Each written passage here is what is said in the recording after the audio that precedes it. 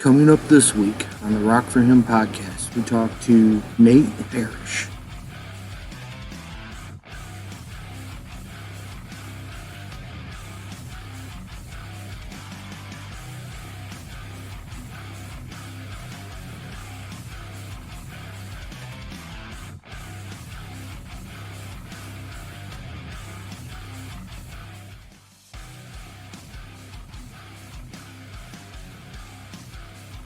Hello, everyone, and welcome to tonight's episode of the Rock for Him podcast. I am one of your hosts, Riker Levine, and joining me here tonight is Nate Parrish.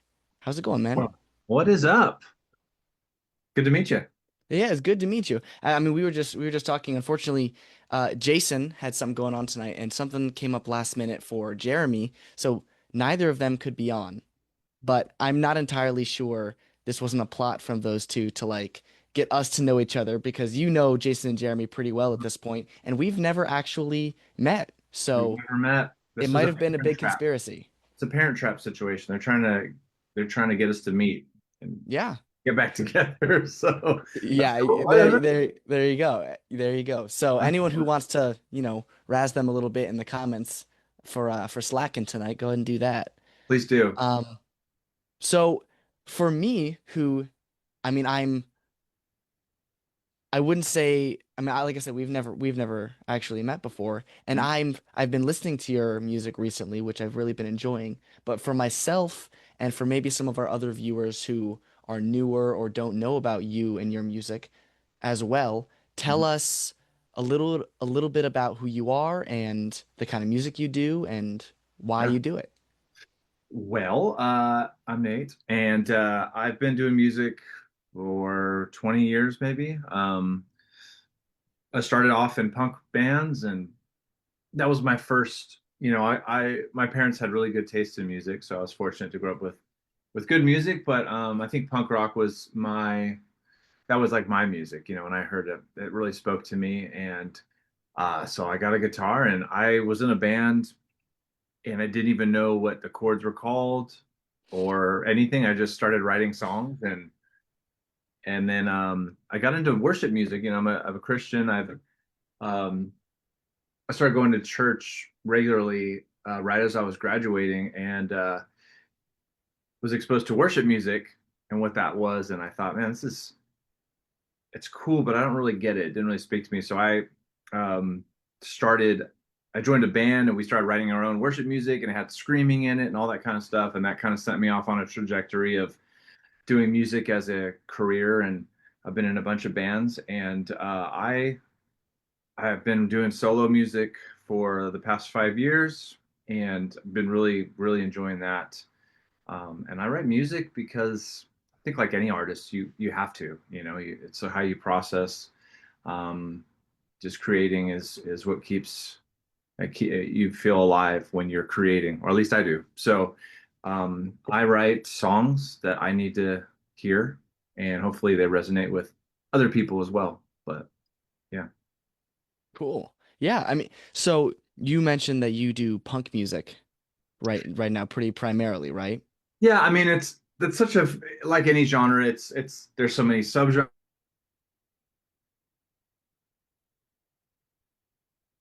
Oh, I think it's Nate's cutting out a little bit.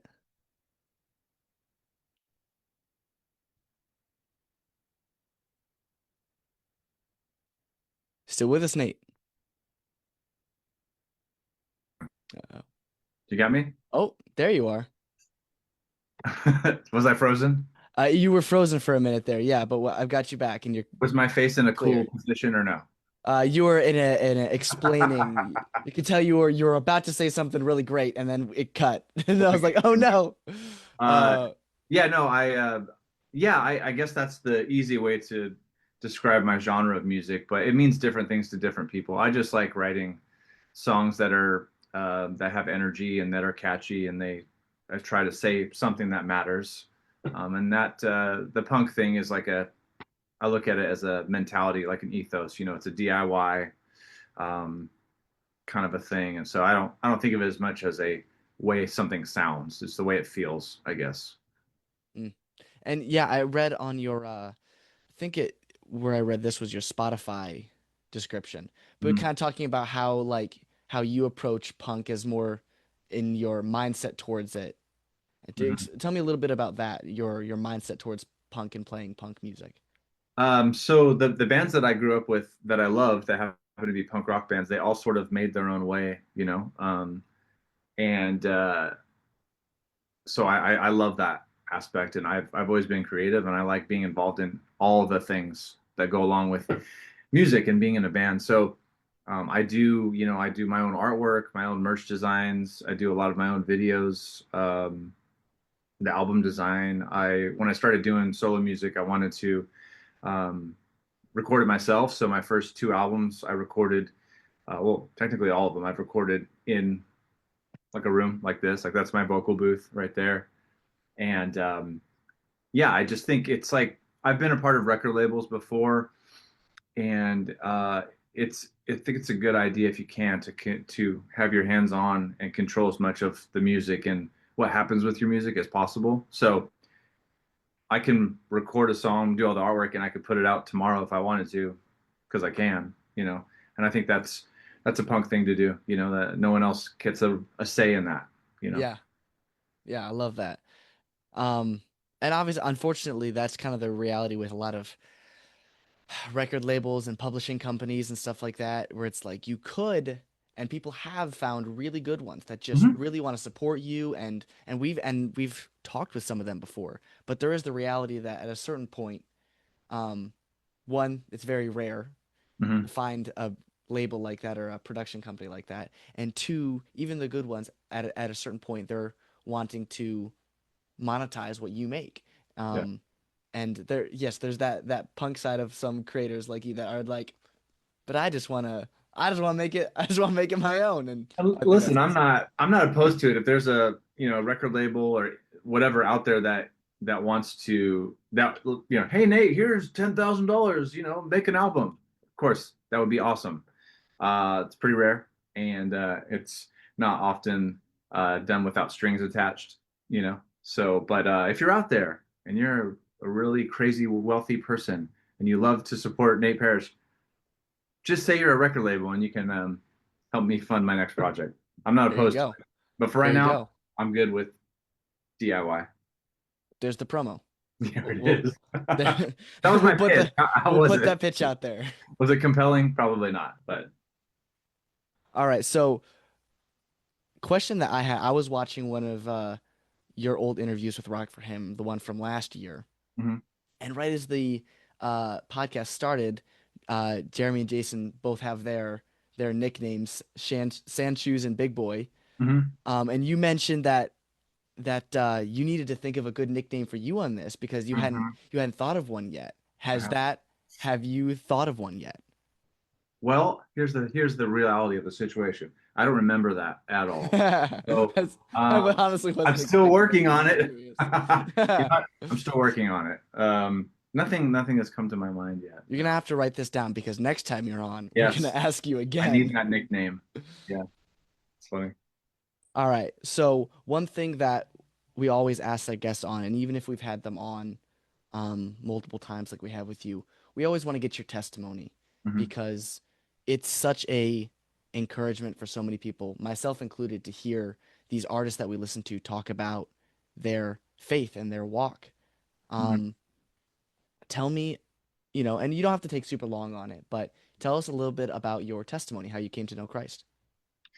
For me, I was my mom, very strong Christian, and you know, um, we were raised in a home with Christian values, but maybe not in the traditional sense of we weren't like the Norman Rockwell painting, where we were going to church on Sundays and things like that. We rarely went to church. It's funny because my mom she's what I would call a truth teller, and sometimes people don't like that. So I remember she got kicked out of a few churches for calling some stuff out, and Mhm. yeah, so I kind of grew up with that. Not a distrust of church at all, just I didn't really have a strong connection to it, but I had a strong connection to God. And when I graduated high school, I was a Christian from a young age, but I wanted to make sure that the faith was my faith and not my parents or, American faith or whatever. So I got to college and I took all the classes you're not supposed to take. I took philosophy, Eastern religions, all that kind of stuff because I wanted to see, and I came out the other side with my faith intact, and I think that's important for people to do. You meet a lot of people that, when pressed, they don't really know why they believe what they believe. You know what I mean? And not that you can't have all the answers. I don't have any of the answers, but like, I think it's important to know why you believe what you believe, and there's an element of faith that is blind. You don't see everything, but I do think that you should do your research, and so that was big for me. And then in my 20s, that's when I kind of got serious about it, and I got into ministry, like I was mentioning, the worship band thing. I was a musician, so they're like, "Hey, you should join the worship team." I'm like, don't even know what that is, but let's go. And that kind of started my life in ministry. But yeah, that's kind of the short version. No, that's great. So it's interesting what you said with your mom getting kicked out of churches or maybe politely asked to leave for calling things out. Yeah.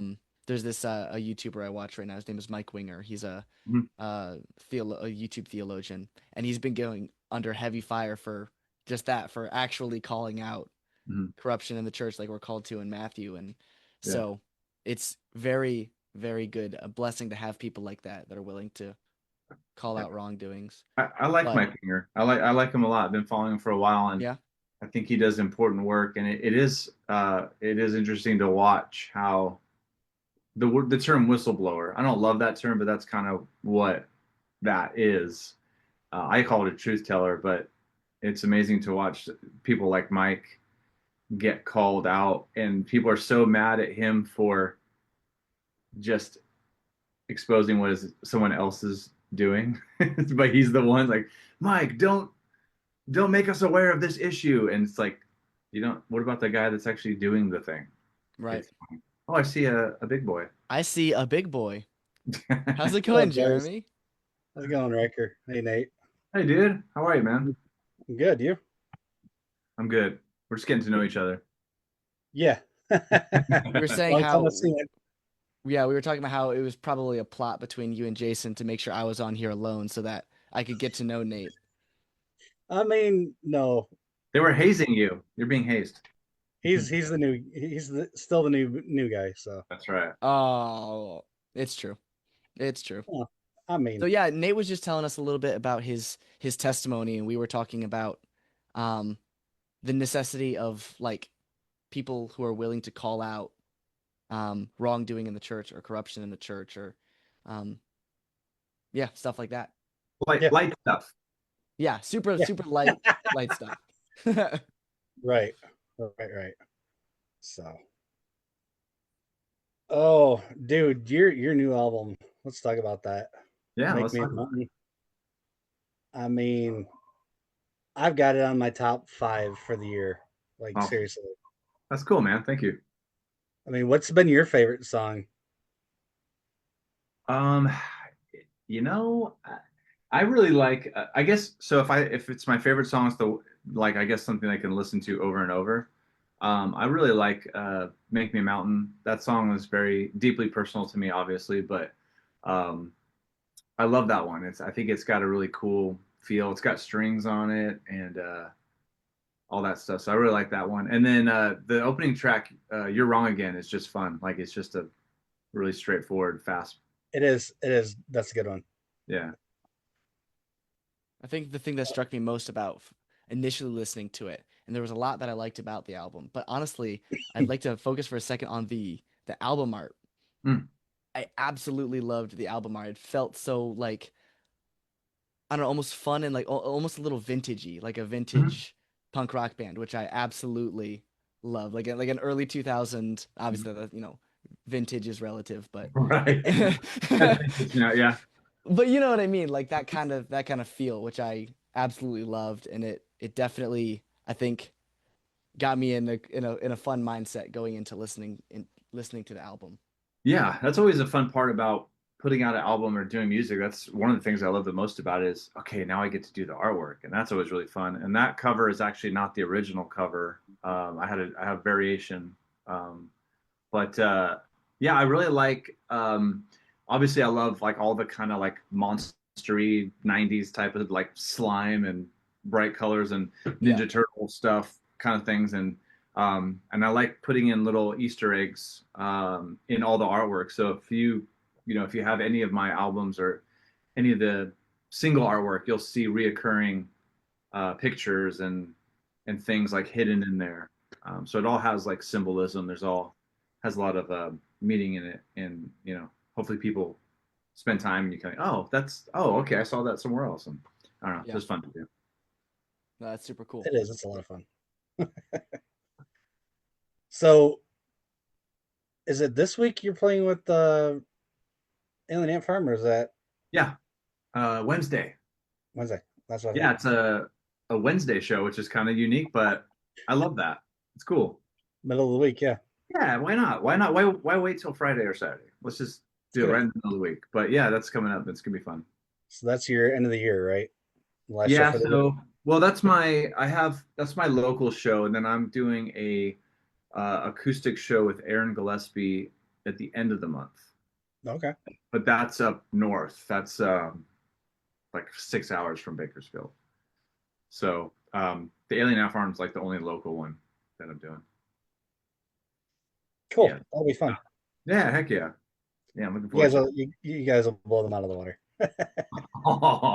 I thought it'd be funny if we covered Smooth Criminal before them, and in hopes Fake the of, thunder. yeah, we could start some sort of beef, with Alien Ant Farm, but we're not gonna. Uh-oh. Looks like Nate froze again. Uh-oh. Both of these, okay. I think we're still on while Nate, gets his stuff together. He has frozen both times when talking about something we're like really interested in hearing. So, I'm sure he'll Of course. Yeah, it'll unfreeze. I oh haven't yeah. seen anybody comment on anything. Have you seen anything? No, not on Facebook. I think a bunch of people were expecting we'd be up on YouTube today, and unfortunately, we're only live on Facebook today because OBS wouldn't work. Sorry, guys. No goodness. Nope. Uh-oh. Look like he cut out. Jeremy, if you want to make sure that he has the link still to get back in. But Yeah, in the meantime, I guess I can say November 16th. 16th, we are doing a and I don't know the address off the top of my head, but we are doing a show with Becca from Reclaim the Day, the Sons of Thunder, and also good friend of the channel, Dusty Bones. It's going to be a very low key but fun acoustic-y feel. Um, so Yep. if you're Come out. in the Flint, Michigan area, please come out, check us out. It's gonna be a lot of fun. We're super excited. So perfect timing. There you go. There he is. Yeah, I guess my internet hates me. So, He's back. were you guys talking trash while I was gone? No, it was the perfect No. amount of time to be able to plug the show we have coming up. So it's Yep. almost like it was planned, but it really wasn't. But it totally wasn't. We're getting ready to host Becca Sugg from Reclaim the Day Oh on an yeah, acoustic show. cool. Right on, dude. Yeah. She's cool. We love her. So Yeah, I'm super excited for. I haven't seen her play live before, and Reclaim the Day is one of my absolute favorites. So I'm Yeah. super excited to meet her. Yeah, Anyway, the first time I met them, it was kind of a funny story. I played at Kingdom Come Festival, and I heard a band playing a song, and I was like, why do I know this song? And started walking towards the stage, and I'm listening, and they were playing a song that I had written from my first band. They were covering it. I was like, what the? So yeah, it was kind of cool. And that's then Which cool. song was what that? song was it? it was Savior by Worth Dying For. Oh yeah. Yeah. Yeah. So yeah, it was funny. I was like, this has never happened to me before. surprised by someone covering one of my songs. But yeah, That's Yeah, awesome. what that was last year too, wasn't it? I think it was the year before. It was the year. I think it was my first year when I went solo. Did the Yeah. acoustic. Yep. Yep. Yeah. So that yeah, not this year. So yeah, last year. Mhm. Yeah. Yeah. Yeah. Yep. That was the first time you and I hung out Yeah. inside That's of the right. podcast. So. That's right, bro. Oh, so going into next year, what's the big plan? Um, Man, next year.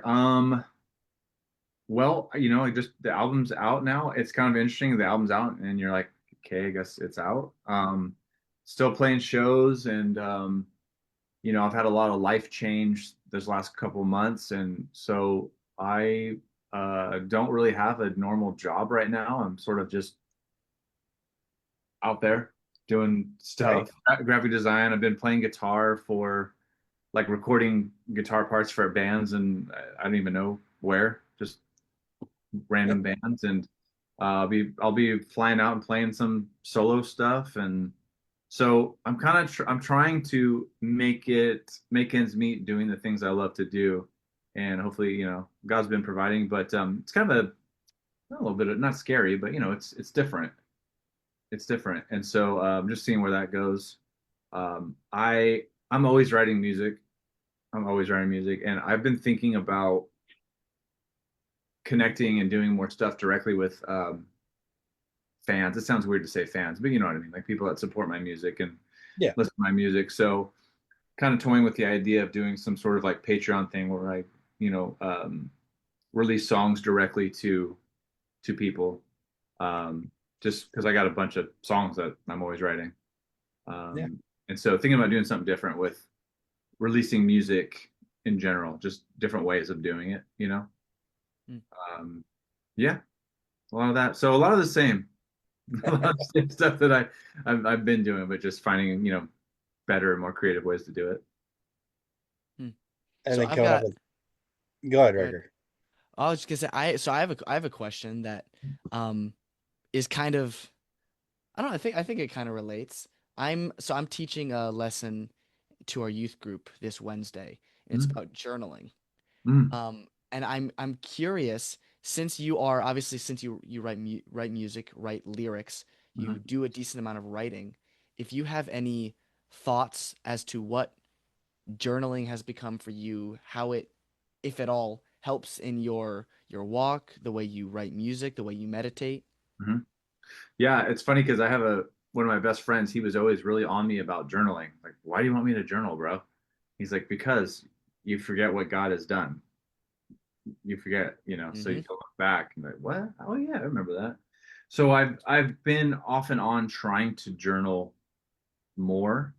But my problem is I don't like writing stuff, like physically. Like my kryptonite is when Rachel says, my wife, like, "Hey, I need you to fill out this form." I'm like, "Oh, I can't. Oh, I'd rather die." So that's hard for me. But with music, it's a way of journaling, and so a lot of times, I'm writing and recording songs, and that is like a form of journaling for me because I'll listen to something and remember back when I wrote that, where I was, and where how far I've come since then, or whatever it is. But it definitely is helpful, and it could be in different ways. People uh, even like drawing pictures and painting as a way of remembrance, of things in life, and because we forget, Mm-hmm. forget God's goodness, and we're so easy to be like, he's never been there for me, and like he literally was there yesterday, and then today, and just forgot. Yeah. Yeah. Yeah, that's the one of the big points. It's really cool to hear you say that because yeah, that's one Mhm. of the big points of this lesson is it should be that Ebenezer, like from First Samuel, Mhm. that remembrance, Yeah. which is super cool. I also hate writing stuff. Oh yeah. I'm Yeah. very bad at it. I do audio journals. Like I like record myself talking. How do Um, you do that? What program do you use? I just have an audio recorder on my phone. Oh, like Yeah, literally, yeah, you're literally, voice message. literally, I Okay. just record a voice Okay. memo. That's Um, a good idea. There's also when I'm preaching, I do that with my sermon. I'll speech to text, yeah, like dictate and it. then yeah, and then copy and paste it and clean it up. So that's a way I could do it as well. Yeah, yeah, Yeah. that's huge. Because yeah, journaling, the way that we remember these things and the way that we meditate on these things isn't gonna be one size fits all. Hmm. If journaling, like writing in a book, was the only way to journal, I wouldn't do it. I Yeah. wouldn't. It wouldn't work. Yeah. But thankfully, God's given us a lot of different ways, like writing music, to Absolutely. remember, to meditate, to learn. So, yeah, That's love right. that. Thanks for humoring that question because it kind of just has something to do with my own stuff. But No, no, it's a great. I mean, yeah. I ironically like that's something. I have a journal. I think it's right here. I can find it in my desk that I'm supposed to be writing in, and I there's big gaps in it where I just don't. You know. So I suck at journaling, so it's. I mean, maybe it's a dude thing, but you gotta try extra hard. You know. yep, yeah. absolutely. uh, so what albums are you digging yourself right now? Man, I am the worst at this question because I get really stuck in certain specific things that I listen to over and over, and I Perfect. yeah, I know, right? And new music is great. I'm like, hey, I tell everyone, listen to my new album, and then I don't listen to anything new. But so when I'm writing, which is kind of all the time, but when I'm really focusing on it, I try not to listen to stuff that's within my genre or like adjacent because it seeps in, and I want it to. But honestly, I've been really listening to the Superman soundtrack probably the most of anything. Nice. From the From original Superman or Oh no, 20? no, like the new one, the new the James Gunn one, and then the Zack Snyder verse, the Justice League soundtrack. I listen to that stuff a lot. I Uh, love scores. yeah, They're very scores. fun. Yeah, scores, not a soundtrack. Score. I have this. So I when I was talking with Josiah about this album, I wanted to. I was like, I don't know how to explain this, but I wanted it to be like sound score meets like punk rock. So what I did was in the songs you'll hear a reoccurring musical theme, and it pops up in a few songs. Once you hear it, you'll hear it again, but like it comes up in one song as like a xylophone thing, and then or a guitar part. I think I do it on bass in one of the songs, so it's like a theme that reoccurs, and then there's the mountain imagery comes in and out of the album in different songs. So that was my way of sort of like meshing that together. And it's not official, but I think on the next release, I'm gonna push more into that. So you might even get more instrumental stuff. Um, Sweet. yeah, because Cool. I love instrumentals because it's just a soundscape, and you could insert whatever whatever you're going through or whatever you want to think about or whatever you need inspiration here at the gym or whatever. Scores are great for that, man. Yeah. I'm gonna have to re-listen to this album, Mhm. listening for those motifs. I absolutely love motifs in music and hearing reoccurring themes and stuff like that. Yeah. One of my absolute favorite pieces of music ever is Epic the Musical Mm, by Jorge Rivera Herranz. Like, cool. and all of like the motifs he puts into it and everything is one Yeah. of my absolute. It's just It's so just I'm really gonna cool. have to re-listen to that and listen for those Yeah, specifically. let me know if you find it. It's in there a couple times. It's not so overt that it becomes crazy obvious, but it's definitely in there. And then I've done it on every album to where they self reference. So like the songs will Yeah. reference other songs, or they'll reference like the title of the album. So Yep. that's something I've always done, but I kind of expanded a little bit more this time around. Tell what's your in your music, what's your favorite like reference or motif that you've put in there that you want people to look out for? Man, I think it's on the new album. I think it's I think it's this new thing I've done. This little, it's like four notes. It's really simple. Um, okay. So Hans Zimmer on the Man of Steel soundtrack. I don't know if you're familiar with it, but there's the Man of Steel theme, which is essentially Superman's theme. That's a near impossible task to do, is to write a memorable theme that can compete with the John Williams theme. It's like someone trying to do better than Danny Elfman at like a spooky song. It's pretty hard to do. But I actually feel like Hans Zimmer did that with the Man of Steel theme, and it's the simplest. I played on guitar. I'm like, it's the simplest thing ever, but there's something in it, like the movement of it and the chord changes with the melody. It's just like the greatest thing. So I've been really chasing that, and I'm gonna continue to chase that. That's like the thing for me. Like I'm a punk rocker and whatever, and like oh, it's a lot of people can just write it off as like oh, it's a punk album, whatever. The government, but like there's more than that. It's I feel like I've injected more than that into the music. Hmm. I love, yeah, that you mentioned Hans Zimmer, and I also really love Michael Giacchino because Yeah. both of them I feel like have this really cool ability to put a lot of subtlety Mhm. into their music to where you don't necessarily catch it on the front end, but if you really look into it, you Mhm. see these very intentional choices. And I love John Williams, but Yeah. typically everything's pretty upfront. It's very like Yeah. it's good, it's there, and it fits really well with what he's writing it for. Yeah. And it's But yeah, brass and it's loud yes, and yeah, Zimmer does it with, piano like that. Like I said, the Man of Steel theme is just piano and it's like yeah. the greatest. Yeah. So I got to ask you what you think. What did you think of the Superman movie? I really liked it, man. I thought it was cool. Funny, I saw it with Brian Welch. I asked him, I was like, do you go to the movies? And he's like, yeah. Why? I'm like, I don't know. I just wanted to know. To know if you go to the movies. And so we went and I was like, well, you want to see Superman? He's like, yeah.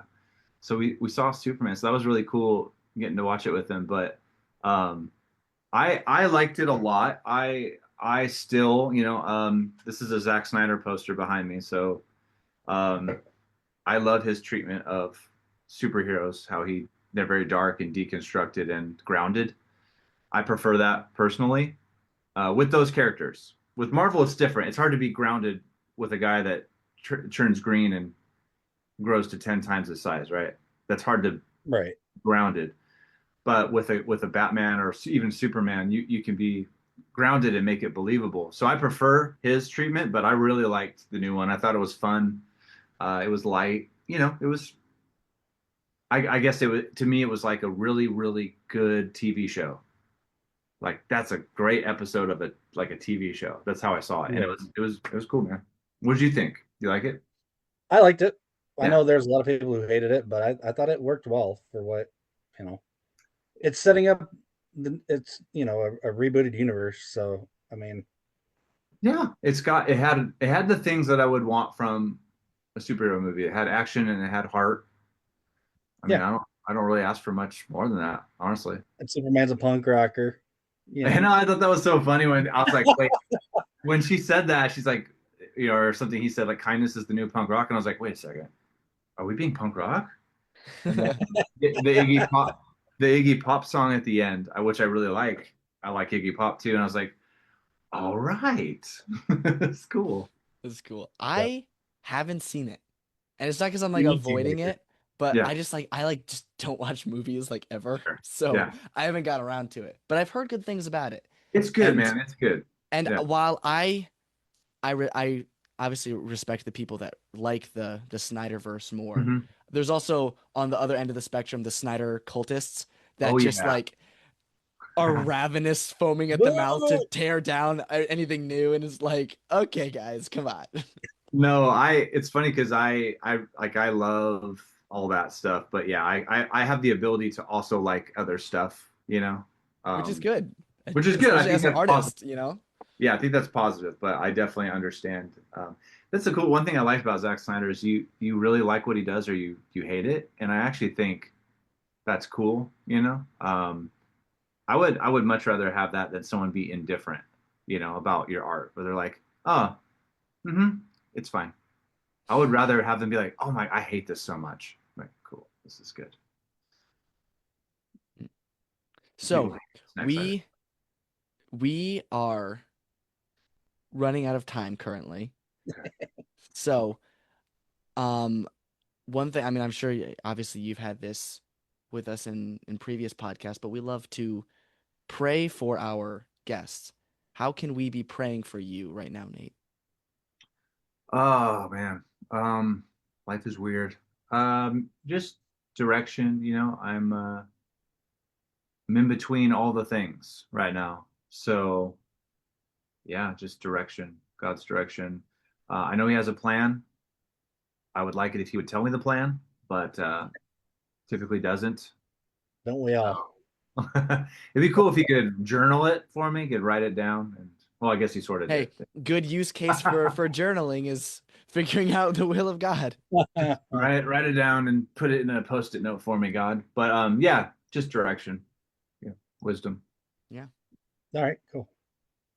And then this is something that Jason loves to ask all the time, but if there's one thing that you would like to leave the Rock for Him podcast listeners thinking about, what would that be? Wow, you should have something easy. No, Oh, absolutely not. we're getting ready You don't to- want to do favorite foods or whatever. Okay, one thing I would leave them with. Um, yeah, I would just say, you know, I spent a lot of life on stage and like in front of people, and which is cool. But I realized that the most important things that you can do don't involve any of that. They don't involve stages or microphones or anything like that. It's literally what you do every day, how you treat people. That will, even if they disagree with you on, whether God exists or religion or politics or whatever it is, they'll remember that you treated them with kindness. And so, yeah, maybe kindness is the new punk rock. I was waiting for you to say it. Let's go. Well, that's There's the there. promo. There's the promo. There I it thought is. we had it earlier, but now we got it. Journal that, write that down. And then of course, Nate, what's your favorite food? I already. You were wanting to answer that one, I could tell. My favorite food. Okay, this is gonna gross people out probably a little bit, but if I'm like really, really like just wanting to just make my stomach hate me, but feel good in the moment, I love sausage egg McMuffins from McDonald's so much. I do you remember when they had those all day? Yep. And I remember it was life changing. Because I'm like, duh, I want this at 7 p.m. But then they took it away and now it's only breakfast. But I don't eat them very often at all, but I dream about them. Thank you for sharing. You got it. All right, Mr. Jeremy the Big Boy, would you like to close us out in prayer? Absolutely. Let's go ahead and pray. Heavenly Father, Lord, I just thank you for bringing Nate back on the podcast, Lord. The time we've got to spend with him, Lord, I pray that it brings you glory, Lord, and points people to you. And Lord, continue to watch over Nate, continue to reveal your plan for his life to him, provide for him, Lord, and help him with writing new music and preaching and all the stuff that you've called him to do, Lord, and Lord, just continue to send people to walk with him and to uh, just uplift him when he's feeling down, Lord, and Lord, I pray that you do the same for us and rock for him, and Lord, continue to provide for us and lead us all and draw us closer to you, and Lord, that this time we've had together blesses you and somehow ministers to um, the people listening, Lord. If anybody listening to this podcast doesn't know you, Lord, we ask that you make yourself known to them and that they would call you Savior and Lord, just keep us all safe while we're out here doing your work. We ask all this in Jesus' name. Amen. Amen. All right, Nate, thank you so much for coming on. Thank you guys. Remember, you got to have a nickname for next time. Make sure you That's write right. that down. Come That's right. prepared so that next time you come on the podcast, you have a fun nickname like Sand Shoes or the Big Boy. Oh, man, those are so But not good. me. I don't have a nickname. I'm Yeah, what just about you, Riker. dude? No, you're the bonus Jonas. They try to give me a nickname, but it's not gonna work. Striker from All X. right. Well, for all those watching and listening, we love you all. And just if you're gonna rock for him. Good night, everybody. If you like what you saw today, hit the subscribe and like button down below, and don't forget to share it to all your friends. Also, leave us a comment down below. If you're gonna rock for him. Next week on Rock for Him, we are joined by the band Saved by Scarf.